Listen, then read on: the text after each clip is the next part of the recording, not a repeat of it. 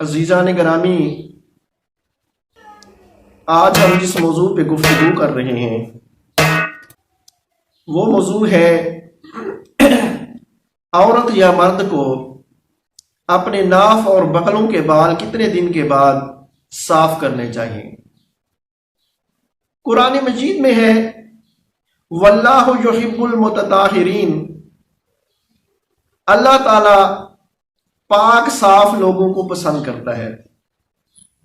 اور جب ہم غسل کرتے ہیں تو غسل میں بھی دعا ہے کہ اشہد ان لا الہ الا اللہ وحدہ لا شریک لہ واشہد ان محمدا عبدہ ورسولہ اللہم اجعلنی من التوابین واجعلنی من المتطہرین، کہ اے اللہ مجھے توبہ کرنے والا اور پاک صاف رہنے والا بنا دے۔ تو آج کی گفتگو یہ جو پاکی ہے، پاکی سے مراد بغلوں کے بال بھی ہیں، ناف کے بال بھی ہیں۔ سب سے پہلی بات یہ کہ کتنے دن کے بعد صاف کرنے چاہیے۔ رسول اکرم صلی اللہ علیہ وآلہ وسلم 7 دن کے بعد صاف کرتے تے۔ اب مومن کے لیے حکم یہ ہے کہ سنت رسول پہ عمل کرے۔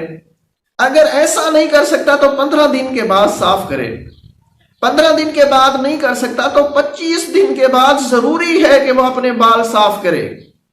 اور حدیث میں ہے کہ جو شخص 40 دن تک اپنے یہ بال صاف نہیں کرتا، اللہ پاک اسے اسلام کے دائرے سے خارج کر دیتا ہے، نہ اس کی نماز قبول ہوتی ہے نہ اس کا روزہ قبول ہوتا ہے۔ اور دوسرا مسئلہ یہ ہے کہ کسی چیز سے انسان کو صاف کرنا چاہیے۔ آج کل بعض کریمیں بھی آ گئی ہیں اور بلیڈ بھی آ گئے ہیں۔ ہمیشہ خاتون جو ہے وہ کریم وغیرہ کے ساتھ نورا لگانے سے، جسے بال صفا پاؤڈر بھی کہا جاتا ہے، یہ صاف کرتی ہیں اپنے بال، اور مرد حضرات بلیڈ کا استعمال کرتے ہیں۔ اب اگر خاتون چاہے تو بلیڈ کا استعمال کر سکتی ہے، اگر مرد چاہے تو کریم کا استعمال بھی کر سکتا ہے۔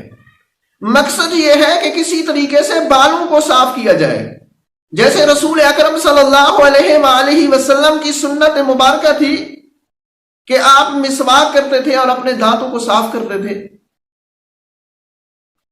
لیکن آج کل ٹوتھ پیسٹ نکل آئی ہے جس سے دانت اچھی طرح صاف ہو جاتے ہیں، تو اس ٹوتھ پیسٹ کو استعمال کرنا بھی سنت میں آتا ہے، کیونکہ سنت یہ نہیں تھی کہ مسواک ہو یا ٹوتھ پیسٹ ہو، سنت یہ تھی کہ انسان کے دانت صاف ہونے چاہیے۔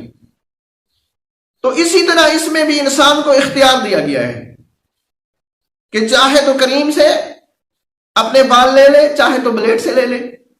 اور ہمارے جو بزرگ ہوتے ہیں ان کے لیے بہتر یہی ہے کہ وہ کریم استعمال کریں، بال صفا پاؤڈر استعمال کریں، اس لیے کہ آسانی کے ساتھ اس کے ساتھ جو ہے بال ختم ہو جاتے ہیں، صاف ہو جاتے ہیں۔